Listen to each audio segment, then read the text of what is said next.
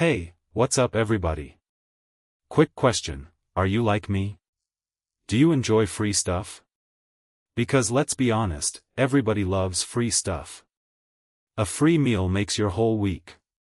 A free drink at a bar feels like winning the lottery. Back in the day, people used to brag about scoring free love, and shortly after that, free penicillin to deal with the free love. Circle of life. I actually scored a free haircut one time from a girl who was practicing. Married her eventually. Haven't gotten a free haircut from her since. Funny how that works. But if we're talking about the ultimate freebie, nothing beats free land.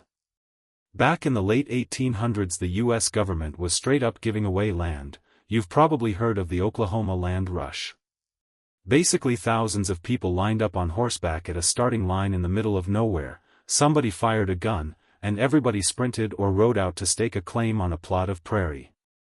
First flag planted, land's yours.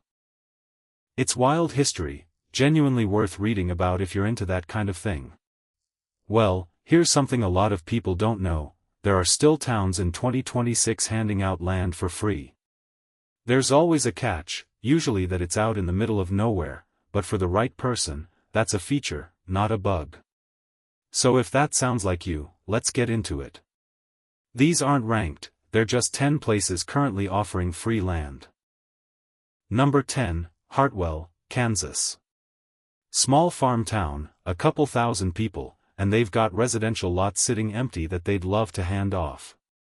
Lots run a little over 100 feet wide. Last I checked, they only had one or two available at a time. Once somebody claims it, they open up another to keep the waitlist moving. They've technically got an airfield too, though calling it an airport is generous. It's a strip of mowed grass, and your pilot probably also sprays crops for a living on weekdays. Homes have to go on a permanent foundation, and you'll need a $500 refundable deposit to hold your lot. Build within 18 months or you lose it. Plenty of time to get a place up. Number 9, Whistler Creek, Alaska. About 90 minutes outside Fairbanks, population sits right around 300. If you want to escape traffic forever, this is it. There isn't any. No gas station, no streetlight, and your nearest real grocery run is that hour-and-a-half drive into Fairbanks. But hey, free homestead land if you're willing to put down a refundable deposit and actually build. I couldn't pin down an exact construction deadline, but towns like this usually give you a year or two. If you've ever dreamed of true off-grid isolation, this is basically a cheat code. Number 8, Colby Junction, Nebraska. A small village that's already handed off half a dozen free lots to families who built homes on them. Lots run about 100 by 150 feet, and last count they had single digits left. One catch: they require a minimum home size and a 2-car garage. Nobody seems totally sure why the garage rule exists. My personal theory. Someone on the town council used to work for a car dealership and figured, hey, might as well move some inventory while we're at it. Still, free land is free land. Number 7, Birchwood, Minnesota. This one's aimed squarely at middle-income families. To qualify, your household income has to fall under a set cap, currently a shade above $80,000 for a family of 2. Meet that and a handful of other requirements, and the land's yours. Fair warning, it gets brutally cold. The town amenities are minimal, think vending machine instead of a bar, and one winter the post office actually had to close for a stretch because the roof caved under snow load. That's the kind of snow country we're talking about. Number 6, Sundown Flats, Colorado.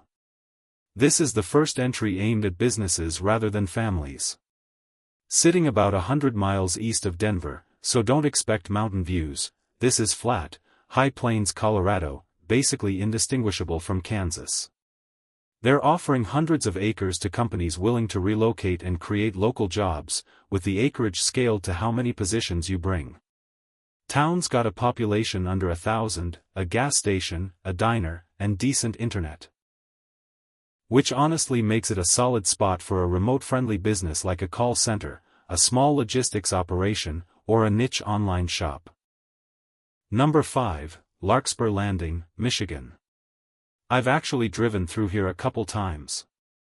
It's a lakeside town trying hard to reinvent itself, offering free industrial park land to businesses along with discounted utility rates and tax incentives. It's not desperate, it's proactive. The town's genuinely pretty, right on the water, and clearly trying to get ahead of the kind of decline a lot of small Midwest towns have dealt with. Good bones, good bet. Number 4, Ironbridge, New York. Part of an urban homestead initiative, Ironbridge sells vacant city lots, some with existing structures, for a token dollar. The catch is you're on the hook for bringing the property up to code, and depending on the lot, that could mean anything from a fresh coat of paint to a full gut renovation. Buyer beware, but for $1, it's hard to complain too loudly. Number 3, Millbrook, Kansas. A genuinely charming little town of about 650 people. Low cost of living, a strong local school system, and next to no crime, the kind of place where a fender bender in a parking lot counts as neighborhood gossip for a month. To get in on their free land program, you fill out an application, and once approved you've got 120 days to break ground and a full year to finish construction, plus a requirement to actually live in the home for a year after that.